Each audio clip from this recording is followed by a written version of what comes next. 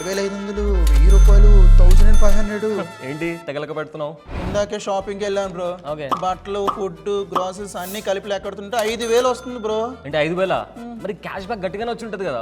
ఏంటి యూపీ ద్వారా పేమెంట్ చేస్తే క్యాష్ బ్యాక్ వస్తుందా? మరి అదే నువ్వు పెట్టే ఖర్చులకి నీకు 5% క్యాష్ బ్యాక్తో పాటు 6.5% ఇంట్రెస్ట్ కూడా వస్తుంది. ఏంటి నిజమా? అది ఎలా బ్రో? ఎలా అంటే క్రెడిట్ పే వల్ల క్రెడిట్ కార్డ్ తీసుకుంటే ఇది ఒక ఎఫ్డి బ్యాక్ క్రెడిట్ కార్డ్ అనమాట. ఇందులో నువ్వు సర్టెన్ అమౌంట్తో ఎఫ్డి చేసావనుకో నీకు ఇన్స్టాంట్గా క్రెడిట్ కార్డ్ అప్రూవ్ అయిపోతుంది. పైగా నువ్వు చేసిన ఎఫ్డికి 6.5% ఇంట్రెస్ట్ కూడా వస్తుంది. ఒకవేళ నువ్వు ఈ కార్డ్తో ఆఫ్లైన్లో పేమెంట్ చేస్తే 3% క్యాష్ బ్యాక్, యూపీఐతో పేమెంట్ చేస్తే 2% క్యాష్ బ్యాక్, అదే ఆన్లైన్లో పేమెంట్ చేస్తే 1% క్యాష్ బ్యాక్ వస్తుంది.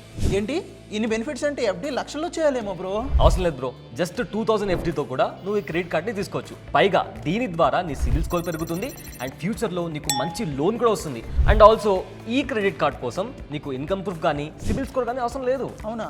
ఇదేదో బాగుంది, ఎలా అప్లై చేయాలి బ్రో? సింపుల్, ఛానల్ డిస్క్రిప్షన్లో లింక్ ఉంది. టర్మ్స్ అండ్ కండిషన్స్ అన్ని బాగా చదివి నీకు నచ్చితేనే అప్లై చేయి. ఓకే, ఇదేదో బాగుంది, ఇప్పుడు వెళ్ళి అప్లై చేసేస్తేనే. Boss Wala.